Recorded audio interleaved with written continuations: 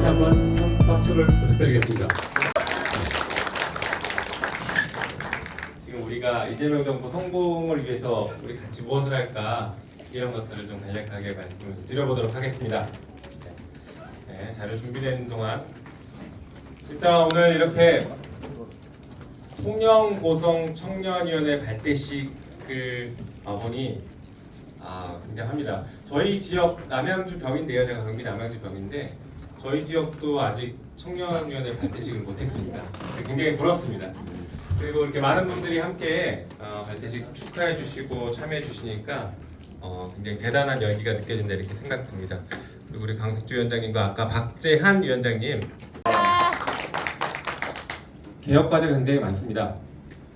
검찰개혁, 언론개혁, 사법개혁, 그리고 여기는 빠져있지만 정치개혁, 그렇죠.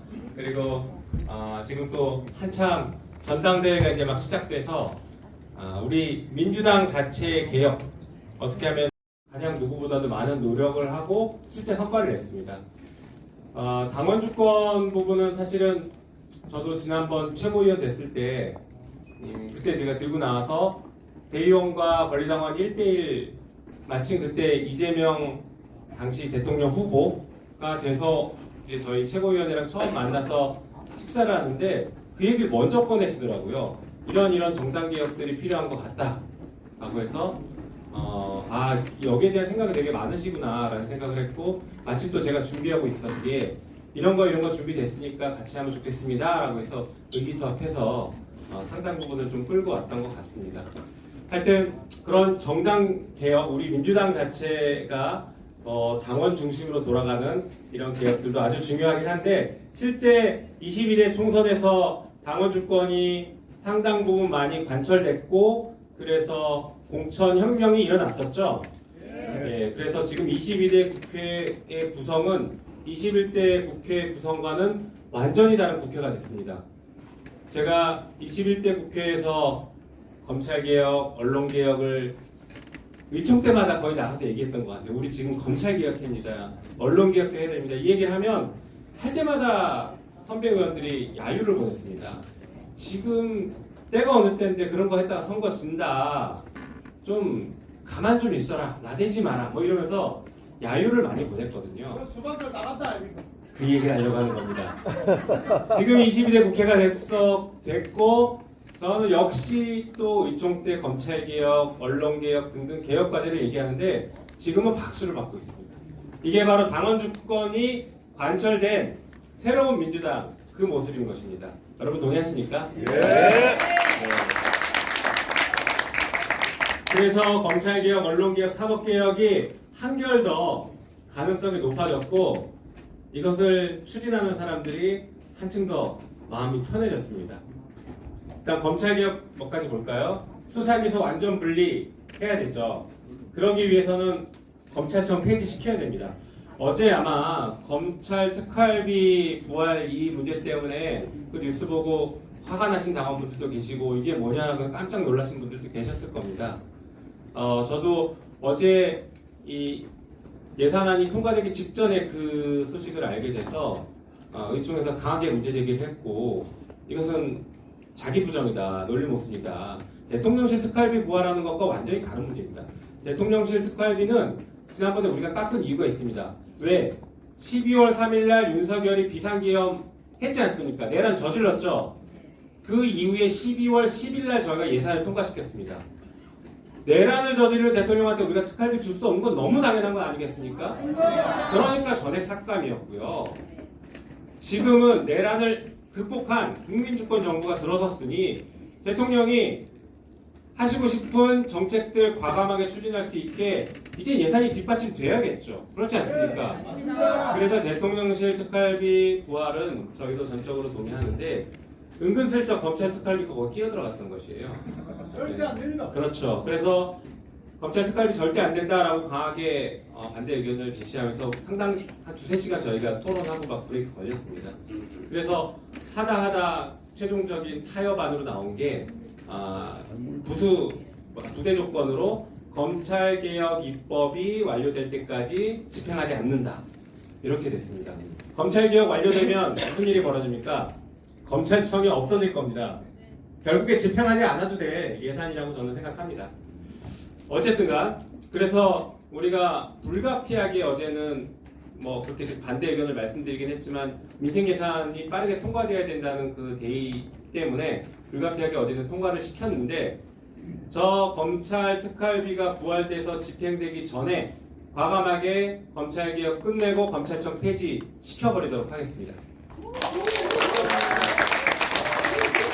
검찰청 폐지하면 검사들이 원래 갖고 있던 기소권과 공소유지권 그리고 헌법상 영장청구권 이걸 행사하기 위해서는 검사라는 제도는 둬야 됩니다. 그래서 그 검사들이 모여있는 공소청이라는 것을 별도로 설치할 겁니다. 그리고 그 중대범죄를 수사했던 한국형 FBI를 만드는 중수청을 별도로 만들어서 중요한 범죄는 그쪽에서 전담해서 수사하게 하면서 전문성을 키우려고 합니다. 그러면 이 중수청이 막 기존의 검찰 특수부처럼 막 사람 잡아다 놓고 표적 수사하고 폭주하고 하면 어떻게 하느냐 걱정되실 수 있죠. 우리 현행 헌법상 수사기관은 아무리 폭주하고 싶어도 강제 수사를 단 하나도 할 수 없습니다. 우리 헌법의 모든 강제 수사는 검사의 청구에 의해서 법원이 발부한 영장으로만 할 수 있거든요. 다시 말해서 이 공소청에 있는 검사들이 중수청 수사관들이 수사 폭주하면 영장 청구권으로 다 막을 수 있습니다. 그래서 막을 수 있다는 것과 그 다음에 별도로 국가수사위원회라는 것을 두어서 중수청 그리고 지금 현재 경찰이 있죠. 수사기관으로. 그리고 공수처라는 수사기관이 또 있죠. 이런 수사기관들 간에 조율을 하는 국가수사위원회를 만드는 것입니다.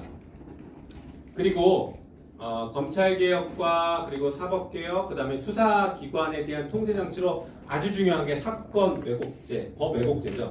사건을 조작하는 것과 법 왜곡죄 이 두 가지도 빨리 지금 도입하려고 합니다. 그리고 저기 검사징계법 하나 들어갔는데 이런 말씀하시는 분들이 계세요. 저 검찰청법, 검찰청 폐지법안, 공소청 설치법안 발의해서 처리하려고 하는데 유예기간이 걸린다라고 하니까 많은 그 시민들, 당원들께서 걱정을 하십니다. 그 유예기간 길게 뒀다가 그 유예기간 동안에 검찰이 또 복수의 칼날을 갈고 사고치고 하면 어떡할 거냐 이런 말씀하시는 분들 많아요. 그것을 막는 방법이 몇 가지가 있는데 첫 번째, 저 법이 통과되는 순간 앞으로 신건은 하지 마라. 지금 기존에 진행하는 사건만 마무리해야지 신건은 추가 새로운 사건은 절대 하지 마라 라고 법무부 장관이 정리를 해줘야 됩니다. 수사지휘하면 됩니다.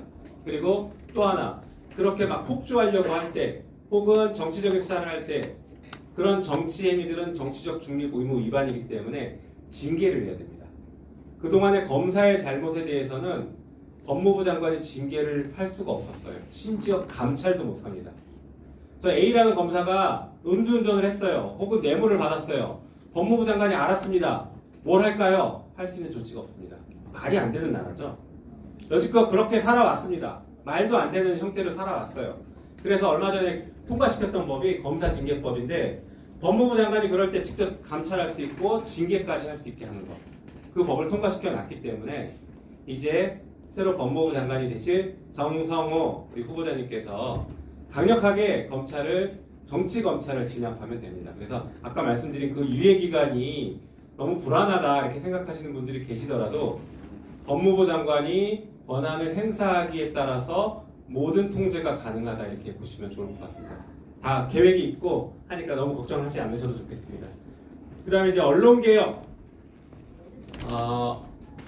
우리가 지금 사실 여러 가지가 있지만 우리 여러분들께서 언론개혁 생각하면 징벌적 손해배상 생각나시죠? 예, 지난번에 징벌적 손해배상 하려고 막 갔다가 결국에 주저앉았었는데 그게 바로 가짜뉴스 피해 구제법이었습니다. 가짜뉴스를 언론이 막 만들어내고 유통시키고 할 때 이것을 어떻게 통제할 것이냐 우리에게 반론권, 정정보도 청구권 이런 것들이 있다고는 하지만 이미 가짜뉴스가 다 퍼지면 반론해봤자 1시간 이내에 게임 끝납니다.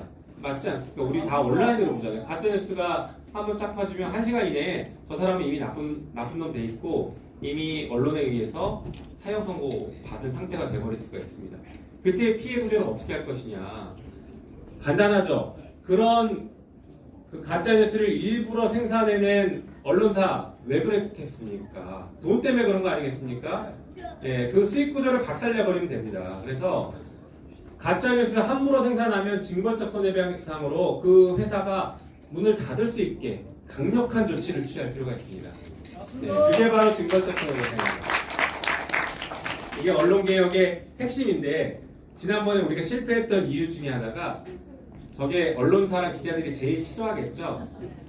그런데 순서를 우선순위를 사실은 이거나 이 밑에 걸 먼저 했어야 되는데 그때 징벌적 손해배상이 먼저 가는 바람에 모든 언론이 다 반대하면서 좌초됐던 게 있습니다. 물론 우리 당내에도 아까 말씀하셨던 몇몇 의원들이 끊임없이 반대해서 좌초된 부분도 있긴 하지만 그런 순서가 있습니다. 그래서 지금은 저희가 공영방송 지배구조 개선 이걸 먼저 하고 그 다음에 위에 두 개를 그 다음 순서로 하려고 하고 있습니다. 하여튼 민주당이 이런 개혁을 영리하게 똑똑하게 완수해야 됩니다. 그리고 사법개혁. 최근에 이 사법부가 조희대 사법부가 재판권 가지고 그 국민이 부여한 재판권 가지고 국민 주권을 침해하려고 했었죠. 우리 이재명 대통령의 대통령 선거 출마 자체를 못하게 만들려고 시도를 했다가 민주당과 우리 당원들이 진짜 똘똘 뭉쳐서 막아냈지 않습니까? 그런 일 이제 다시는 못하게 만들어야 될 겁니다. 그래서 몇 가지들이 나오고 있는데 이 사법개혁은 한 가지 원칙만 기억하면 됩니다. 그 원칙은 국민주권이에요. 자, 우리 헌법 1조 2항에 모든 권력은 국민으로부터 나온다 이렇게 되어 있지 않습니까? 그래서 국민주권을 실현시키려면 우리가 일생생활에서 내가 이 나라의 주인이야 라고 느끼는 순간 사실은 딱 한 번이에요. 선거할 때. 그렇지 않습니까? 그러면 행정부의 수반인 대통령은 선거로 뽑고 그리고 입법부 구성원인 국회의원들은 다 선거로 뽑습니다. 그런데 유일하게 여러분들이 한 번도 뽑지 않았는데 가장 센 힘을 발휘하는 기관, 그게 바로 사법부예요. 그러니까 이 사법부도 국민이 통제권을 미칠 수 있는 방식으로 개혁하는 게 사법개혁의 핵심입니다. 그래서 사법개혁은 국민주권을 관철시킨다 라고 이해하시면 좋겠습니다. 그래서 대법관 더 늘려서 기록 꼼꼼히 읽어보고 재판하게 만들어야 되지 않겠습니까? 네, 우리 이재명 대통령이 재판할 때 기록 안 읽어봤다고 실토했지 않았습니까? 말이 안 되지 않습니까? 기록을 안 읽어보고 재판을 했다. 그런데 이재명 대통령이 나쁜 사람이다. 이렇게 판단하는 사람이 어디 있습니까? 누가 그 권한 줬습니까? 말도 안 되는 겁니다. 그래서 기록 꼼꼼하게 읽어보라 해서 대법관 증언시키고요. 법대 이게 법정에서 판사가 앉아있는 자리 있지 않습니까? 이 국민을 내려다보고 있습니다. 주권자를 내려다보고 있죠. 안 그래도 법원 가보신 분 계신지 모르겠습니다. 법원 가면 안 그래도 위축되거든요, 국민들이. 무섭잖아요. 한 번도 못 가가지고. 그러시군요. 민사 사건으로도 갈 수 있는데 아무튼 가면 법과 법정의 그 법대가 높고 압도적인 분위기에 하고 싶은 말 하나도 못 하고 옵니다. 그래서 국민을 내려다보지 않고 국민과 동일한 눈높이로 주권자를 똑같이 바라봐라. 그리고 주권자도 법원을 똑같이 바라보고 같은 높이에서 바라보고 할 얘기를 충분히 할 수 있게 해야 된다. 그것이 국민주권, 법정에서 국민주권 실현 아닙니까? 그래서 법대를 낮추는 것, 이게 중요한 개혁 과제가 될 겁니다. 그리고 판사의 징계에 대해서도 국민들이 관여할 수 있어야 되고요. 그다음 법 왜곡죄 아까 말씀드렸던 판사가 일부러 잘못 재판하면 그 처벌할 수 있게 만드는 것. 그리고 국민참여 재판도 늘려야 됩니다. 국민이 직접 재판에 참여할 수 있어야겠죠. 특히 판사들에 대한 재판, 판사가 잘못하면 그 재판 누가 합니까? 판사들이 하지 않습니까? 어제 오늘까지 계속 옆에서 밥 먹던 사람이 갑자기 앞에 재판 받으러 오면 팔이 안으로 굽죠. 뒤에 가서 나중에 전화해서 야, 나 이것 좀 봐줘. 이렇게 얘기하지 않겠습니까? 그거 막아야 되죠. 예, 그렇게 막으려면 어떻게 누가 재판해야 됩니까? 국민이 재판해야 돼요. 그래서 판사에 대한 재판은 무조건 다 국민참여 재판으로 가라. 이런 것들을 제도 보완을 해야 되는 겁니다. 그래서 이런 것들, 사법개혁, 검찰개혁, 언론개혁, 사법개혁, 그리고 마지막으로 아까 말씀드린 정치개혁 해야 됩니다. 정치개혁은 제가 볼 때 크게 두 개만 확실하게 하면 됩니다. 첫 번째, 둘 다 이제 같은 맥락인데 국민주권을 또 관철시키는 겁니다. 이 나라의 주인이 선거할 때만 주인이면 안 되지 않습니까? 일상에서도 권력을 감시하고 주인 노릇을 할 수 있어야죠. 그러기 위해서입니다. 첫 번째, 대통령 탄핵을 국민투표로 하자. 우리 이번에 헌법재판소에 맡겨놓고 얼마나 열받았습니까? 그죠? 헌법재판소에서 판결 선고를 안 하니까 우리가 거리에 나서서 외치셨어요. 빨리 판결 선고해라. 그러면서 우리는 스스로 자괴감이 들었습니다. 내가 이 나라의 주인이라고 하는데 왜 내가 본 적도 없는 저 8명한테 이 나라의 운명을 맡기냐. 저 사람들의 심기를 건드리면 안 된다. 이딴 소리는 하고 있어야 되느냐. 얼마나 화났습니까? 그렇죠? 예, 그거 바꿔야죠. 그래서 대통령 탄핵은 국민투표로 가자. 이게 첫 번째입니다. 두 번째, 박수 세게 쳐주셔도 됩니다. 두 번째는 국회의원도 그러면 국민소환 해야 되는 거 아니냐 이겁니다. 예, 그렇죠. 예, 이 지역 국회의원이 누구지 제가 잘은 모르겠지만 알면서도 잘은 모르겠지만 저만한 사람이 네, 그렇죠. 알면서도 제가 잘 모르겠지만 예, 지역 발전을 위해서 그리고 나라의 발전을 위해서 아무 짓도 아무 행동도 안 한다. 아무 역할도 안 한다. 혹은 저 내란에 동조하고 있는 사람이다라고 하면 과감하게 국회의원 자격 박탈해야 되지 않겠습니까? 그래서 국회의원에 대한 국민소환제도 도입하는 것 그것이 정치개혁입니다. 자, 이런 개혁 완수하면 이재명 정부 진짜 엄청난 성공하겠죠? 자, 다음 페이지 보여주시죠. 그러면 우리 당원분들은 무엇을 하실까요? 저 위에 있는데 당원의 역할은 주권자로서 이 개혁 과정에 함께 해주시기 바랍니다. 어떻게 함께 할 것이냐? 여러 가지 방법들이 있습니다. 지금처럼 온라인에서 혹은 오프라인에서 이런 개혁 과제들, 제가 말씀드렸던 이런 개혁 과제들을 열심히 설득하시면 됩니다. 이 개혁 과제에 대해서 동의하지 않거나 민주당을 비판하는 사람들에 대해서 충분히 설득 가능한 방식으로 최대한 설득을 해주시는 겁니다. 그리고 온라인에서 적극적으로 활동해 주시고요. 그리고 지금은 검찰개혁에 지금 집중하고 있지 않습니까? 추석 전까지 검찰개혁 끝내겠다 다들 이렇게 말씀들을 하고 계시니까 검찰개혁에 집중하고 있는 이때에 검찰개혁의 필요성 그리고 민주당은 검찰개혁을 할 능력이 있고 다 계획이 있다 이런 것들을 적극적으로 알려주시면 좋겠습니다. 필요하면 기자회견도 해주시고요. 그 다음에 지금 같은 경우에는 온라인에 서명운동을 받고 있는 것 같더라고요. 그 서명운동에도 적극적으로 참여해 주십시오. 그래서 검찰개혁 이번에 반드시 끝낼 수 있게 도와주시면 좋겠습니다. 검찰개혁 말씀드리니까 제가 말씀드리고 싶은 게 지금 법사위 간사가 됐습니다. 원래는 우리 당원 동지 여러분들께서 열심히 저를 법사위원장으로 추천해 주셔가지고 법사위원장이 될 뻔했다가 선수가 안 된다고 해서 법사위 간사가 됐습니다. 뭐 여러 가지 제가 주어진 상황에서 최선을 다해서 열심히 해서 검찰개혁을 추진할 겁니다. 법사위 간사로서 할 수 있는 역할들이 또 많이 있어요. 저 검찰개혁 4법이 법사위 법이잖아요. 법사위에서도 소위원회에서 먼저 심사하고 법사위 전체 회의에서 이렇게 통과를 시키는데 실제 심사는 소위원회가 다 합니다. 법사위 소위원회 그걸 심사하는 소위원회 위원장이 법사위 간사인 제가 맡았습니다. 그래서 실질적으로 저 법을 심사하는 심사권을 제가 가지고 있으니 열심히 최선을 다해서 그리고 빠르게 통과시키도록 하겠습니다.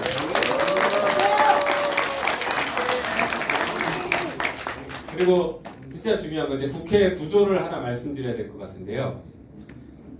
제가 법사위 간사가 됐고 우리 이춘석 위원장님이 검찰개혁 의지가 있어서 열심히 검찰개혁을 하겠다라고 해도 우리 국회 구조상 원내대표, 당대표가 결정하지 않으면 못합니다.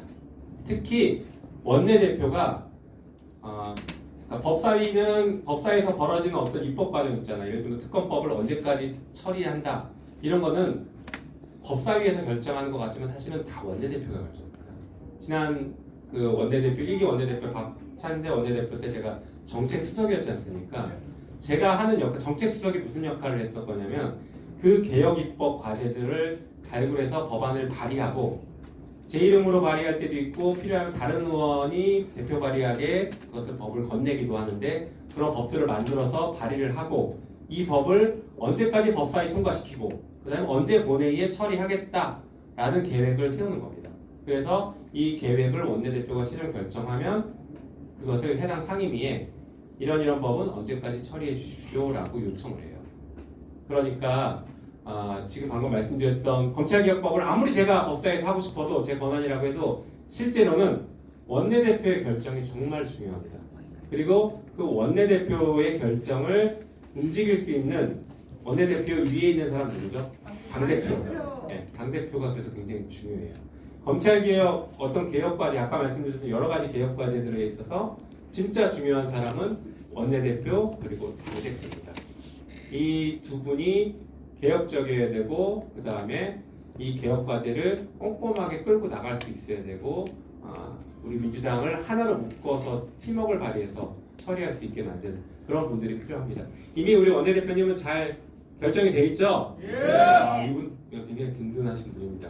하여튼 굉장히 세게 밀어붙일 때 밀어붙이는 분이고 또 마침 검찰개혁 TF를 만들어서 빠르게 검찰개혁 법안을 처리하겠다라고 의총에서 발표까지 하셔서 그 기사도 나왔어요. 그래서 검찰개혁 의지는 원내대표가 매우 높다 이렇게 좀 이해해 주시면 좋겠습니다. 다음 보시죠. 자 그리고 우리 민주당에는 아까 말씀드렸던 이런 개혁과제들을 반드시 수행할 수 있는 그런 사람들이 필요합니다. 아까 제일 처음 말씀드린 당대표, 원내대표 의지가 중요합니다. 그리고 이제 해당 전쟁터인 법사위, 법사위원장과 법사위 간사인 이 4명의 케미가 굉장히 중요하게 잘 맞아야 검찰개혁을 뚫고 나갈 수 있습니다. 언론개혁은 당대표, 원내대표, 과방위원장, 과방위 관사, 그리고 문체위원장, 문체위 간사 이런 분들이 똘똘 뭉쳐야 됩니다. 그리고 사법개혁은 또 법사위법이에요. 그래서 또 저와 원내대표 그리고 법사위원장 이런 분들이 똘똘 뭉쳐야 됩니다. 그래서 이렇게 보면 개혁과제가 대부분 법사위죠. 법사위가 사실 그래서 중요한 거예요. 뭐 타입법 우리가 맞고서 상원 노릇한다 자꾸 그렇게 비판하는데 그것 때문이 아니라 법사위 고유법 자체가 중요한 법들이 너무 많아요. 특검법 이런 거 다 법사위법입니다. 그래서 이런 것들을 반드시 수행할 수 있는 좋은 사람들이 이미 우리 당에는 많이 넘치는데 그런 사람들이 제대로 일할 수 있게 좋은 팀워크를 발휘할 수 있게 만들어 주셔야 됩니다. 제가 팀워크 자꾸 강조드리는데 실제 우리 민주당은 개혁과제 그리고 내란을 극복하는 과정에서 팀워크가 굉장히 중요했고 그 좋은 팀워크로 단단하게 뭉쳐서 왔어요. 12.3 비상계엄을 해결하는 과정에서 당내에서 이견이 생겼으면 절대 우리 탄핵 못 시켰습니다. 12월 7일날 저희가 탄핵 표결했는데 1차 부결됐죠. 투표 불성립됐잖아요. 국힘이 안 들어와서. 2차 투표가 12월 14일인데 그때 원내대표와 그다음에 이재명 당대표 당시 그리고 저희 원내는 무슨 얘기를 했냐면 매주 될 때까지 매주 탄핵안 표결하겠다. 그래서 매주 탄핵안을 표결할 수 있게 회기를 매주 잘랐습니다. 새로운 회기, 왜 같은 회기 때에는 한 번 부결되면 같은 회기 때는 그 안을 다시 처리를 못하거든요. 일사부재이라는 게 있어요. 그래서 그것 때문에 회기를 일주일씩 다 끊어놨습니다. 그렇게 해서 12월 14일날 저희가 처리하려고 하는데 당내에서 일부 이견들이 나왔어요. 사실은 뭐 우리가 밖에서는 하나 보였지만 안에서 사실은 왜 국민의힘 저 사람들 표 다 확보해서 200표 넘을 때까지 기다렸지 왜 이렇게 빨리 하려고 하냐 이런 의견들이 있었습니다. 그래서 저희가 뭐라고 설득했냐면 부패 사건이면 차라리 우리도 시간 두고 하겠다. 근데 내란을 저질렀고 지금 빨리 탄핵해서 직무정지 시키지 않으면 또 2차, 3차 계엄을 저지를 수 있는데 어떻게 그거 저 사람들 10명, 15명 확보할 때까지 기다리느냐.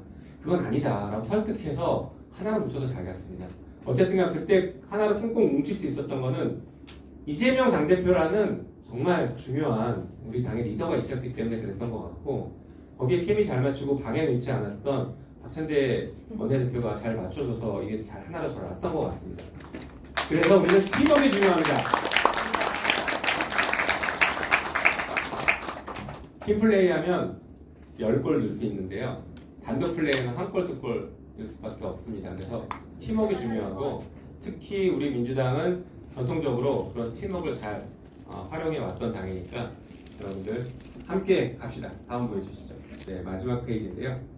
자, 그리고 그 다음은 뭐 해야 될까? 우리 개혁까지 잘 끝내요. 그 다음에는 내년 지방선거 꼭 승리해야죠. 그래서 이제 국정 추진 동력을 다시 확보를 해야 됩니다. 사실은 내년 지방선거가 정치 일정에서는 아주 중요한 일정이죠. 근데 이제 여기에는 양날의 칼입니다. 이것만 강조하다 보면 개혁을 뒤로 밀어라라는 당내의 목소리가 나올 수 있어요.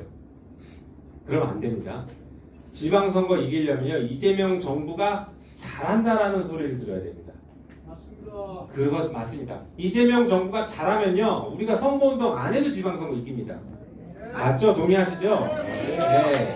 그러니까 우리는 이재명 정부를 성공시키기 위해서 최선의 노력을 다하고 그러면서 지방선거 승리를 위한 과정들을 밟아나가야 되는 겁니다.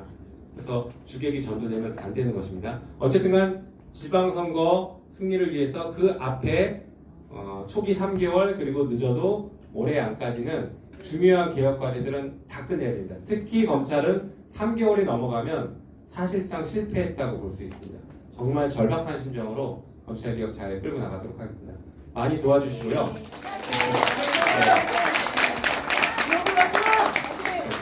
많이 도와주시고 그 길에 우리 통영고성 청년위원회가 옆에 같이 가실 거죠? 네. 네, 저도 우리 통영고성 청년위원 오늘 뵙듯이 진짜 아까 안 계셔서 다시 말씀드리면 진심으로 축하드리고 또 함께 할 수 있는 일들 많이 할 테니까 많이 불러주십시오. 네, 고맙습니다.